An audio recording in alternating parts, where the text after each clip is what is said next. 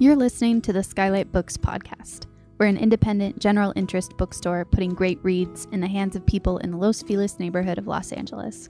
Hosted by resident Skylighters, we're here to bring you new and exciting author conversations, group reads, and bookseller chats. Happy listening.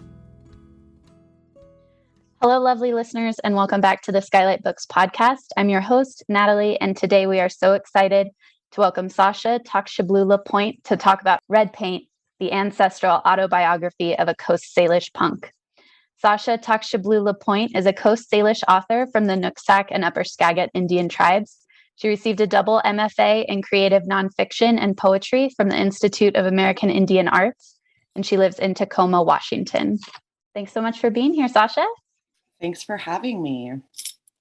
Do you want to start by reading a little something for us? Sure. I'm going to read a chapter that is towards the end of the book. It's called Dead Man's Cove. Dead Man's Cove. Goonies never say die. I thought about this as I crested the Astoria Bridge.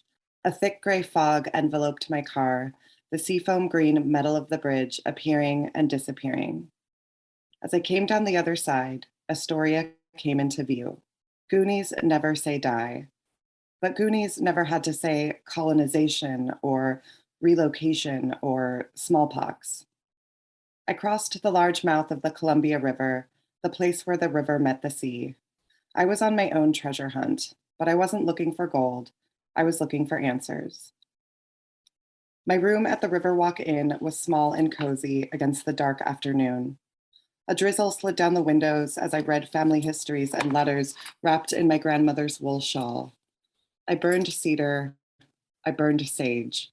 The place beyond the window felt charged, connected to me in some way I couldn't name. Pan, my dog, needed a walk, so I ventured out into the town. Astoria was cute. Quaint storefronts promised handcrafted art, nautical-themed wall hangings, knits, and things made with shells. I passed by shops and breweries along the wet wood of the boardwalk, Pan obsessed over the lingering scent on a urine-soaked planter box. I left her to it, looping her leash around a bike rack before popping into the Gypsy Treasure Chest, a shop claiming to house curios, gemstones, Wiccan spellbooks, and all things spiritual. Inside, I only found kitschy gifts, imported jewelry, belly dance costumes, tumbled rocks, and tarot cards. I eyed the decks on display. The fairy oracle deck, the goddess deck. I rolled my eyes when I found it. Native American medicine cards. The deck featured a painted wolf circled within a dream catcher on the cover, and aside from my own reflection in the bathroom's fluorescent lit mirror, it was my first native sighting since arriving in Astoria. I turned the box over and read the contents. Raven, bear, badger, and coyote. Spirit animals all representing different omens. This one means financial stress. This one means emotional blocks. This one means distress, and so on. Neither the artist nor the creator of the medicine deck were native. I felt annoyed, but worse than that, I felt lonely. After purchasing a small vial of rose oil, I thanked the silver-haired man wearing a turquoise ring and left. Pan stopped at a patch of grass on a corner. As she walked circles in the small park, I looked out across the water. El Huaco was somewhere out there, past the beach and through the trees. Tucked somewhere along that coast was the small fishing village my ancestor called home. After dinner, I watched The Goonies in my hotel room. I watched the film not as research, but an attempt to cheer myself up on this lonely trip down the coast. I tried to enjoy the truffle shuffle, the baby Ruth, and the slick shoes. I couldn't help but wonder why there wasn't a Chinook Goonie. Shouldn't there be? I amused myself with visions of my Chinook Goonie, with braids and the ability to catch a salmon, but there was no Chinook character in the Goonies, not even a background character. The story took place here, on Chinook land, yet my Indigenous ancestors were invisible. I went to bed worried about what I might find in El Huaco. With Pan curled against my feet on the oversized hotel bed, I dreamt of tidal waves, canoes crashing against the rocks, and the great bodies of whales slamming into my hotel window. I woke early and downed a cup of hotel coffee. Pan and I hit the road as the sun rose over a glittering Columbia River. Victorian houses dotted the hills and cliffsides overlooking the water. Almost every house in Astoria was Victorian, with wraparound porches and rooftops decorated with ornate carvings. I thought they looked like toy houses, doll houses, something made up and pretend. I closed my eyes at a stoplight and tried to imagine the land here before the ships came, before the settlers made Astoria what it was: quaint, beautiful, and white. I drove through the town of Chinook on my way to Ilwaco and pulled off the road at the first heritage site I encountered. It was an unimpressive patch of land with a few rickety picnic tables dotting the tree line. I let Pan off leash and walked to the edge of the park. Through the trees, I stood in awe of the coastal beauty. The tree line gave way to a sparse and rocky shore. Gray stones, crawling waves, and the long branches of trees sweeping over the beach like hands. This was my favorite of nature's intersections, the forest and the sea. To see windswept coastal trees, jagged rocks, and crashing waves ignited something in me. It always felt like a memory. It felt like home. Pan sniffed around the base of a wooden sign. The painted placard told of a certain kind of seabird, a big and beautiful creature that called this coastline home. I looked up from reading in a silly moment of hoping that I might spot one circling.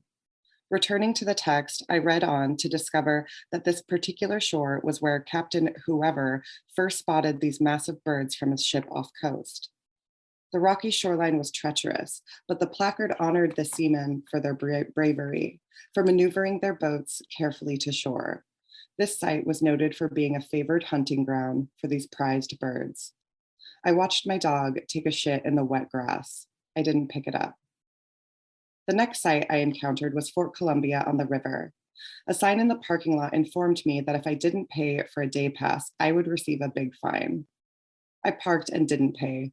If a park ranger stopped a Coast Salish girl and her dog wandering the sites of the first settlement on her people's land, would he really give her a fine? I was sure he would, but I wanted the chance to challenge it anyway. To my disappointment, we wandered the abandoned fort undisturbed. It was a bust, just a bunch of sterile wooden buildings, old and empty. Historical facts printed on signs faded by the sun. The white men who once lived here were barbers, musicians, and farmers, not only soldiers. This was a community. On my way out, I stopped at the massive wooden sign hanging close to the entrance. In bold letters, it read, Fort Columbia. Here was the home of the Chinook Indians and their great chief, Comcomly. Was. The word caught in my throat like a cough, like something you try to swallow. They once lived here. That was the only information about my ancestors provided in the large park and all of its preserved buildings, its old guns and bunkers. Just 13 words. That's all they would spare. The Chinook people did not have some wild adventure like the Goonies. There was no fantastic and quirky way to save their beloved home. There was no cave of whimsical booby traps or skeleton pianos to conquer. No pirate ship loaded with gold would keep them here. There wasn't much to the town of Ilwaco, a couple of tourist shops, a fish and chips place, a cannery. The Heritage Museum was run by an ancient white woman. She smiled when she greeted me, gave me a walking map of Ilwaco, and left me to wander the corridors and the rooms of the small museum. I saw sepia-toned portraits of Chinook people, canoes, and paintings of plank houses. A young woman in a portrait behind glass wore an almost identical pair of dentalium shell earrings to the ones that I had on that day. I ran my fingertips along the delicate ends of the white shells, down to the antique beads, and traced the glass where the woman's earrings hung. We wear them because we are loved. Tanya's words echoed in my head. I visited the town's small library next. There I discovered that Kamsha and Captain James Johnson were considered the first family of Ilwaco. In an old historical society reference book, I learned the captain had died at sea. That's all it said. Captain James Johnson died at sea. Next, I read about a place called Dead Man's Cove. I knew I had to go. The trail that cut through the woods and along the coastline was covered in moss and wet stones. The consistently damp earth smelled like home. Pan and I made our way toward the scenic lookout. Tourists passed us along the way, smiling and saying things like, "What a pretty dog," and "It's a beautiful day." Couples hiking together hurried by. Families with children on smartphones took up too much space on the trail. I smirked at the sight of hikers loaded down with heavy packs, camelbacks of water, and special hiking sticks. Such gear was unnecessary. It was just a trail, maintained and well kept. Through the density of the forest came the sound of waves against rocks. Pan and I quickened our pace. The tree line opened up and revealed a steep cliffside. Beneath the drop-off, waves roared against massive black rocks jutting out from the blue depths of the cove. Dead Man's Cove was picturesque, the water a dark, clean blue. Sword ferns and trees grew along the climbing stones. The water raged, sending tall waves and sprays of sea foam into the trees. This part of the coast, where the Columbia meets the ocean, is known as the graveyard of the Pacific. Over 2,000 ships have gone under here. Beneath the beauty of the surface lie pile upon pile of wrecked ships. A cemetery of drowned men, decaying boats, nameless explorers. Perhaps this was where the captain met his demise, right here in Dead Man's Cove. I watched the ocean beat itself against the beach and said a silent thank you. Perhaps the ocean had been looking out for my ancestors as it claimed one ship after another. Perhaps it was trying to keep them safe. The men who sailed here brought disease and gold and alcohol. They brought treaties and names for places already named. They crossed an ocean to climb these shores, and the water pulled them under when it could, to keep the land as it was, even if only for a moment longer. I paid my respects not to the men lost at sea, but to the sea itself, the power beneath the waves. Thank you so much for reading that portion for me. It was one of my favorite parts of the book, for sure. Me too. I think when I can talk about the Goonies and make it light when I can, you know. Well, and it was like I haven't seen the Goonies in years, but again, like you growing up in the place, like where it took place, being like, that is, I know those places, I know where this is happening, and for it to, but also knowing the like true version of that place as well, there's a lot more to it. It sits with you a lot more. So it was such an interesting thing to read as someone who had just watched a movie a few times and not thought about the place that they were showing you, which is like many places that people are trying to show us. And with this book, like in particular, you talk about how you've spent so much time like writing it. And I don't know if it was just me sort of feeling it as you were reading it as well, but it must be hard to continue to, like, this is a book that you've written all this down, and now you're going to continue to live with it as you continue to live with all of the experiences that you have had, and as you continue to heal. It's the way humans work. To heal, we have to dig, and we have to like scrape and claw and get through all those things. And now you've written it down, and it exists in a place which is a feat all its own. And now you get to continue talking about it, which I'm sure is so much fun. Right. So what is that sort of process been like? Like, how long did you spend putting this book together? Were you always writing down stories about your life as they happened, or as you processed them and worked through them? Or did it kind of become a point in time, which you talk about a little bit in the book, where things kind of came to a head and you were like, I need to figure this out, and writing it down became a way to do that? Mm-hmm. Yeah, I mean, the process of writing this book in particular was so different than what I had experienced before. I mean, I know that I talk about it in the book a bit, but before this book, I spent my grad program working on an entirely different book, a very long memoir. I think it was like 400 pages. It was ridiculous.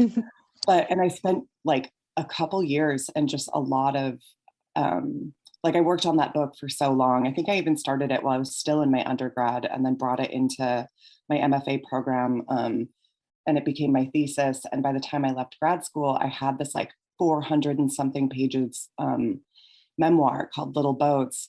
And in doing that, that first memoir was, I think, what sort of got me to red paint, because in writing it, I sort of dislodged things in me. I went into those memories and began sort of excavating and digging up all this old stuff. I wasn't really prepared for it. And I think that if you're diving into memoir like that, and specifically traumatic memories and experiences without the proper tools, like I think that it was pretty reckless. And I mean, I was proud of the thing I had done, right? I'd spent all the like 3 years writing this book, and in doing so, was diagnosed with PTSD, started having a really tricky time, like not being prepared to kind of unpack these memories that just kept coming out like a Russian nesting doll. I'm like, oh, here's another one, here's another one, here's another one. And when it was all said and done, I had this completed manuscript that people were interested in. Like I had several agents and publishers that were like, kind of, ooh, we want to read this, we want to read this. And it was the same thing over and over. I'd have someone interested, either an editor or an agent, and they'd read 30 pages and they'd be like, we really like this, we want to read the whole thing. And the same thing kept happening, where they would get to the end after initially being so interested, and they would say, you know, we really love your voice, we love you know, your story, but this story just isn't it. It got rejected over and over. And I was so confused, because people would be really interested and then be like, like something was wrong, right? Something was not in it. And I think after a year of that happening just continuously, I took a huge break. I just stopped. And I mean, on top of that, having to, like, you know, do the work of, you know, being diagnosed with PTSD and having anxiety disorder and all of these things, it became too much. And I just like put everything away. Like I just stopped. And I think that's when I joined the band and like kind of said, you know what, I'm just going to wait tables and bartend at this like punk pizza place. And I just took a huge break from writing and like joined a punk band, went on some tours, and was like, you know, maybe the writing thing just isn't going to happen. But what brought me to red paint was that entire experience, realizing that I had sort of excavated these traumatic memories, and they literally got into my body and like were making me sick. Like I was having PTSD flashbacks. I was hospitalized for asthma and panic attacks and fainting. And I was sort of confronted with this, you have a different story to tell, and it isn't Little Boats. It's like a whole, like I had to write Little Boats to get to red paint, but and then once I started writing red paint, like those stories, like I think in my process of healing, I kept going back to these stories, like my ancestor taqʷšəblu, like the stories my mom would tell me, the moments with my grandmother. Like I kept returning to these women and their stories, and I realized it was through learning and discovering more about their lives and their strength that was where the healing was for me. And when I started that, like red paint happened really quickly. I think I wrote it in like 6 months. I mean, obviously there was a long process of edits and getting published after that, but it just kind of poured out of me, because I think that it was absolutely a story of healing, and an active one. I don't even know if I answered your question. I'm so sorry, but that was how I wrote. I'm not sure I even remember what my question was. I was just enjoying listening to you tell me about this process, because that was another thing about like the title to you. It's an ancestral autobiography. And I feel like this was a book where I hadn't really, I may have seen that like title used before, or those words together, but I wasn't sure how that was going to play out as I was reading. And that was something that was so beautiful about it, is it is not just your autobiography. It is like so much of your life, and the things that have happened to you are tied up in those stories of your ancestors as well. And I had asked you before we started I was like, could you read about taqʷšəblu? Because like that story, her story as well, and the fact that you were even able to go to the place where she lived and to see like where she was and to see her, because you did, like that I think that was one of my favorite parts of the book, to be able to sort of hear about what that kind of opportunity offers you when you're trying to heal, but also like not only that it's an opportunity, that it's difficult. It's such a hard and traumatic thing to choose to do as well. So I was wondering, and that kind of goes into a big theme of the book is your mom and a lot of other people telling you that you were spirit sick. And how that factored into all of the ways that your ancestors were spirit sick as well. And there's a lot of conversation within the book just talking about how all these women in your family were so sick, and that there's like there was so much brokenness there. And then that idea of just constantly questioning that and having to sit with it. It's one thing if you feel that way about yourself, but then when you have everyone constantly telling you that, it's a really hard thing to move through the world with. And I was wondering if you could just tell us a little bit about how you kind of got to these different points where you decided it was time to start, like, or how you were going to move out of this sickness and move through it, and what it kind of looked like for you. Yeah. I'm so glad you brought up Kamsha too. She was a big part of that for me. I think like that getting to a point of healing, I really just kind of fell into her story. And she was someone that I had been hearing about since I was a kid, and then to actually go to that space and see her and see where she lived. I mean, she's such a badass. Like when I learned more about her, when I saw a portrait of her and she's just this gorgeous, like badass, like strong. She has this like face that is like kind of no nonsense. She's amazing. My friend Ryan actually was like, when are you going to write a book just about Kamsha? And I was like, oh my God, that's a great idea. I mean, that's actually a question I had for you as well, but oh, let's put a pin in that and come back to it. Yes. But okay. For me, the more I sort of dove into her story, and I mean, I know in the book, I only go that one time, but I returned to El Waco several times in the process of writing this book, because something was like, I was drawn to that space, and I was drawn to her. And I mean, at one point I camped alone with my dog for 4 days on Cape Disappointment, like where Dead Man's Cove was, just like, yeah, it was such an immensely empowering thing to go and be as close to like where she lived and all the things that she survived.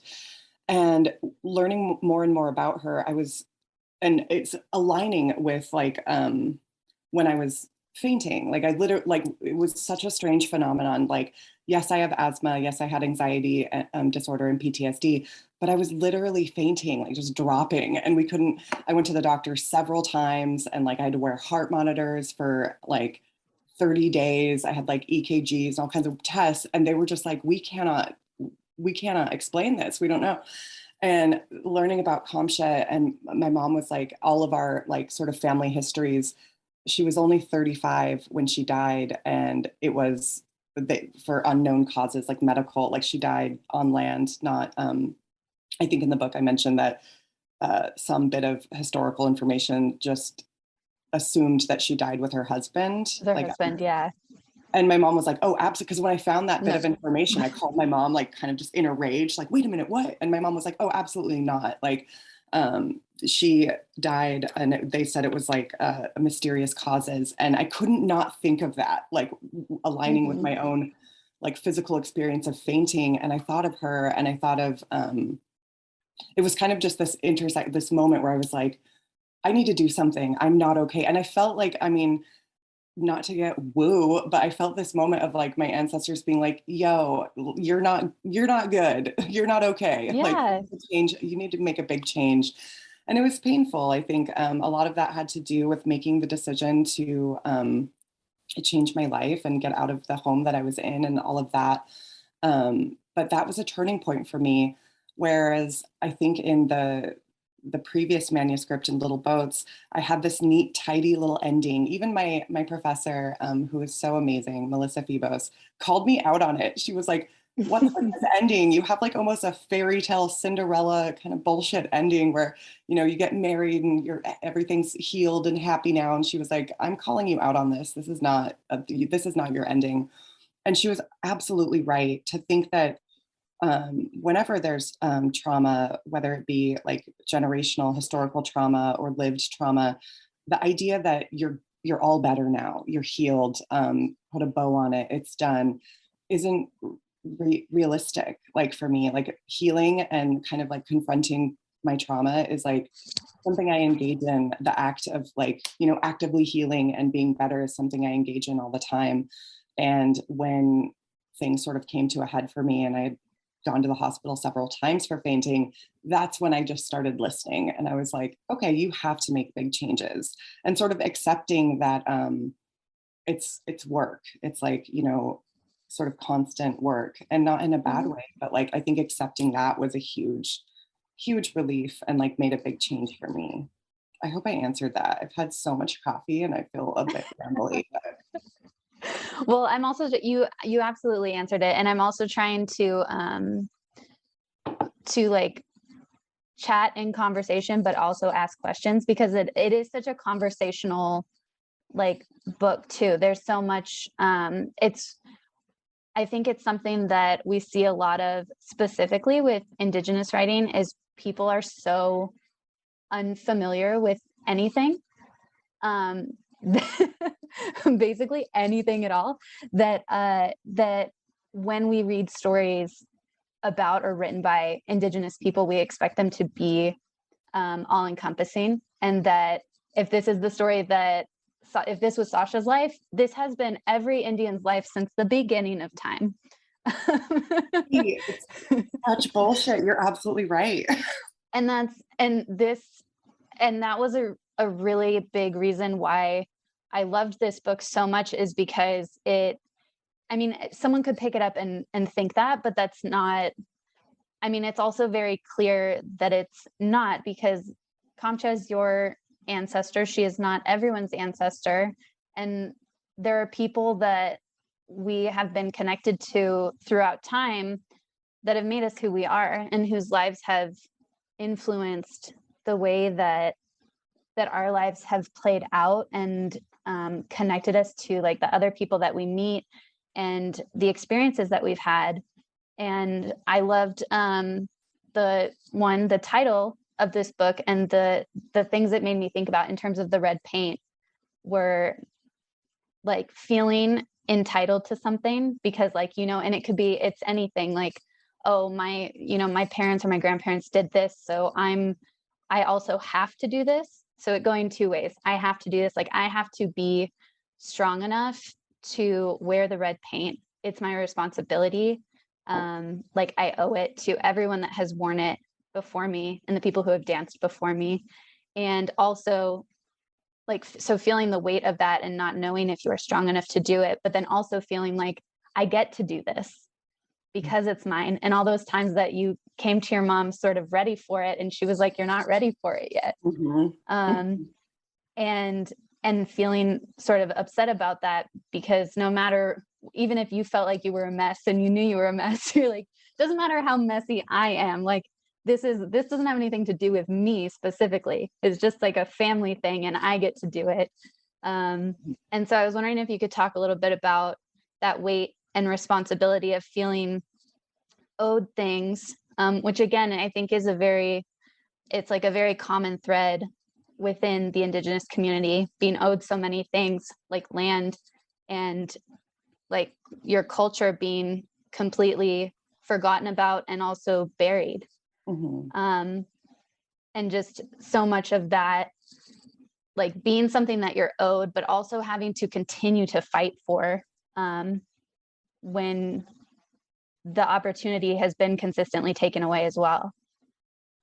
Yeah, I mean, I think I want to go back to an earlier part of this question where you're saying when people pick up Indigenous, like a Native memoir, Native novel, and sometimes have the expectation that there's this like across the board kind of pan-Indian, like they're all going to be the same. There's an expectation on it of like what Native identity is. I think that's always been something that really pissed me off. You know, as a Coast Salish person who, like, I knew that I wanted to write about my identity as a Coast Salish person, but also my identity as like a weirdo little like gothy punk freak who ran away from home early and like found music and fell in love with music. And, you know, this idea that like, okay, you're from the Pacific Northwest, you're going to write a memoir. Like there are these things, this expectation of like, all right, you got to have some cedar trees, you got to have your grandma and some salmon. There's like these native, I mean, I have all those things because they're inherently really important to me. But this idea that like, that's all I can write about, right? Like write about, you know, canoes and the longhouse. And it's like, those things are deeply important to me, of course. But I was like, no, I want to write about hitchhiking and basement shows and like, you know, going on tour. So this idea that there's a pushback from me for sure. And I, to like write about like thinking of this all encompassing identity where it's like, no, like, I don't know, that was a super, when you spoke about that, I got like kind of like fired up because I was like, yeah, like the anti that, like, I want to write about so many different things. But going back to your question about, I think things that are owed or things that we have to fight for.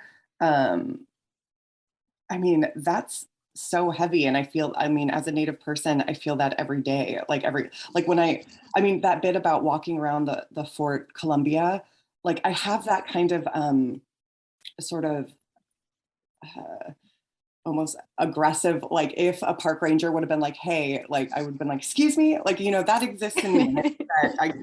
That's something that I move through the world with every day. And feeling like entitled to wear the red paint or that I have to wear it for all of these reasons. And that was a really complex thing for me because like you mentioned, like I went to my mom several times, you know, when I go to my mom, be like, oh, I want to wear it for the Pride Parade. We're marching with the Two-Spirit flag. And I thought my mom was going to like slap me upside the head. She was like, what are you talking about? You can't do that. And I was like, what? You know, and kind of learning and growing and being like, oh, and when I finally did approach her, I was sure she would say no again, right? I was like, I'm going on tour with my like weirdo punk band. But you know, I explained to her what was going on. She knew what was going on. She had witnessed a lot of it.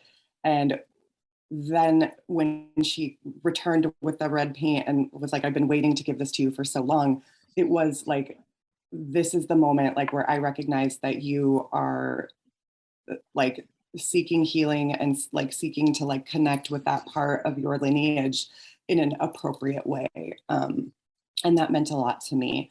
And also I think I point out in the book, like, I am not going to dance in the longhouse. That's not like part of my story, but I come from a lineage that did do that, and that's in me. And I think that the idea of like, do I have to get permission? Absolutely, right? Like I had to like get permission to even publish this book. You know, I had to let my family read it, and not for like any reason about like, oh, what'd you say about me? It was literally about like, if I was, and you know, there were several chapters in the book that my mom edited, and she absolutely was like, you can't write about that. You don't come from that. You come from this.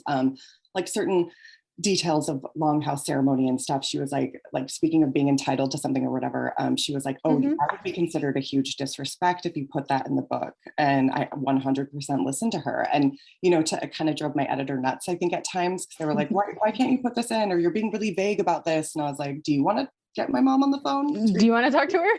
Right? And so this idea of like, things that are passed down to us or things that we live with as like, you know, Native people, like in our family, certain stories, certain songs, certain, but it's like, there's a responsibility there as well. And so I don't know, I think I got so derailed. I'm so sorry.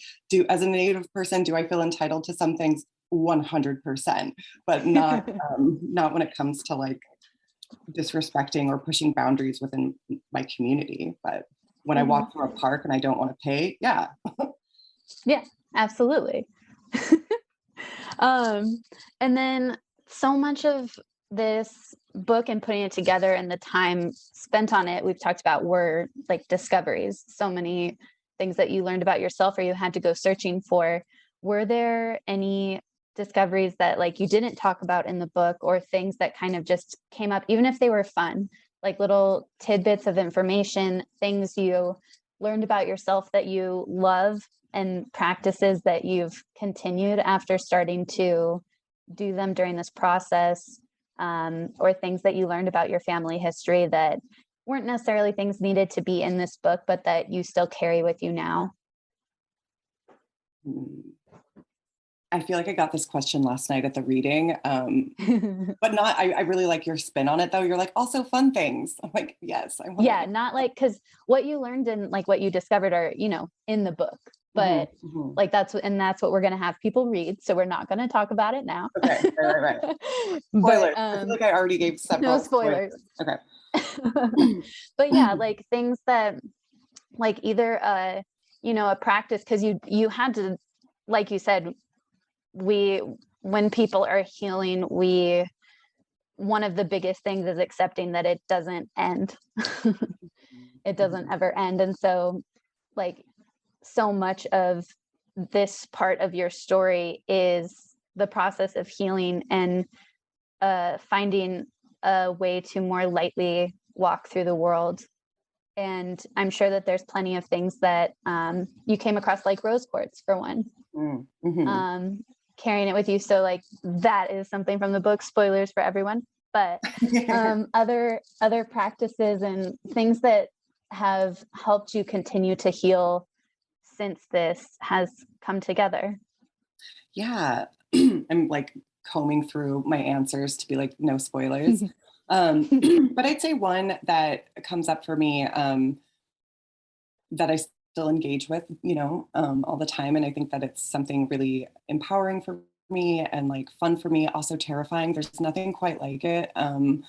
But performing with a band on stage, it's so different than doing readings. I mean, I'm terrified of all of it, but like doing readings, doing like a spoken word performance or getting up and, reading poetry and stuff is one thing, but having the chance to like perform and it's not, I don't know. Okay, now I'm going to ramble, but when the first couple shows we did with the current project I'm in now, I was like such a mess, like shaking, felt like I was going to nervous barf, was like, oh my God, I hate this. Why do I do this?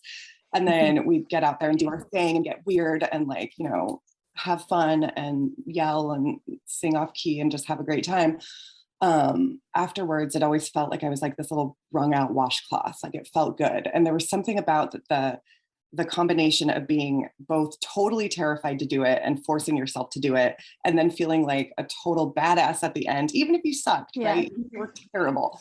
So I think that pushing myself to do something that scares me in that way, in a good way, not like, I don't want to go dark, but that's in the book, but kind of pushing myself to do something that, even though I'm like terrified of it and kind of like shaking in my boots, it's really empowering. And I feel like, I mean, my band just played a show last week in Portland, and we, played shows before, but it's scary every time. And I like, walked like up on the stage and looked out at this like Portland crowd and was like, oh shit, like that feeling is super good for my healing. I think, it reminds me that like nothing is going to kill me, like, like that I can do it. And I mean, something will kill me, but you know what I mean? Like this terrifying thing isn't going to kill me. And from someone who experienced anxiety in a way that I was like going to the ER and stuff, being like, oh, this might kill me though. So to be reminded that like, it's not going to though, you're fine. And for me, that's music, for sure. So that's one thing. Yeah, that's the only thing I can think of right now. I was also curious if you had a like a playlist that you either put together while you were writing the book, or one that kind of either while you were writing or like after you were writing. I'm sure you might have, since you're such a music person. Yeah, I did actually. I'm glad you asked, because I was thinking about and this is something I want to do too, but like, well, maybe they don't come up as much as the songs, but like songs just come up in this book so much, where I had so many, I think in earlier drafts, every chapter opened with almost like an epigraph, right? But it was song lyrics for Yeah. everyone. And my editor was like, this is a nightmare. You can't do this. This is copyright. Like, it was everything from like PJ Harvey and Nick Cave to like, Bikini Kill and like, God, I think I even had 9 Inch Nails, you know, to pay like homage to my little dorky goth teen baby self. But throughout the book, it was like every chapter opened with lyrics first until my editor was like, absolutely not. But music still is like a thread, right? It's like a through line through this story. And so I always knew that I wanted to make a mix, like make a playlist of all the songs that kind of show up. So I was already thinking of that. And then the folks at Counterpoint and Catapult were like, hey, do you want to make a mix, like a playlist for this? And I was like, oh my gosh, yes, I'm already doing that. Like, so they had me make one several weeks ago. And so, yes, there's absolutely a red paint playlist. And it's funny too, because when I listen to it, it's like not cool. You know what I mean? Like when it's like my stick bands that I'm into, I have some of the nerdiest stuff on this playlist, but it's honest and it's like true to like little teenage baby Sasha and then like also adult Sasha. Like it sort of does both of like kind of mirroring the arc of the story and also songs that pop up when I was writing that I was listening to like currently. So there's like songs from my childhood, songs that absolutely represent different moments, you know, and then also songs that I was listening to over and over while I was writing. So that playlist does exist. I don't know what Counterpoint is going to do. They said they were going to make it public or like promote it or like put it out there somewhere, and they haven't yet. Yeah. But there is a red paint playlist. Okay, well, we can cut this part out, but I will be asking Kira about it, and maybe we can put it in our show notes, and maybe we can be the ones to do it with them. That would be so awesome. It's funny too, because I'm a little bit nervous about it. I'm like, it's not cool. There is some cool stuff on there, of course, but it's like there's some nerdy, like I don't have awesome, like cool guy taste all the time. I'm also very sentimental and like just like, yeah, this weird song from the Crow soundtrack needs to be on there because when I was 14, it really got me through it, you know? Well, that's what I mean. There's a playlist that that we play at the store sometimes that someone showed us, and it's called 2010 Urban Outfitters Time Machine. It is amazing. Yeah, it is like when it comes on, we know like because it's just those songs that you're like, I haven't heard this song in 10 years. But it was playing when I drove in the car down that one street and it got me there and that whole thing. So it is no matter what song it is, that's the power of music as to get woo about music. Totally. Like I'm such a like nostalgia junkie. I'm sentimental. I get all, so I mean, I feel like there's some great songs on the playlist. And then there's also ones that are just so specific to a certain moment in a certain relationship or something that I'm like, yep, this one needs to be on there. So it'll be interesting to hear people's responses to be like, this playlist is all over the place. You know what I mean? It doesn't have like a thread or like a theme or like, oh, this song, really goes into the next one really well. It's like, no, this is a story. This is my story. Yeah. Songs. Well, and that's the same thing to bring it back to our conversation about how not one Indigenous story is all Indigenous stories. Is this playlist? One story is not for everybody. One playlist is not for everybody. This is Sasha's life in music from Counting Crows to Medusa Stare and on and on. Don't know if Counting Crows made it on there, but I appreciate the call out. I know it'll be funny to be like, oh, some people are definitely going to be skipping around, right? Oh no, like skip that song. There's specific instructions, like you cannot skip, you cannot shuffle, you must listen from song 1 to the end. And then I will come back to what we put a pin in a little bit earlier. What are you working on now? What do you want to write about? You've had some people ask if you were going to write more ancestral stories, maybe specifically about Kamcha. Yeah, totally. When my friend Ryan was like, you need to write an entire book about Kamsha. I was like, damn it, you're right.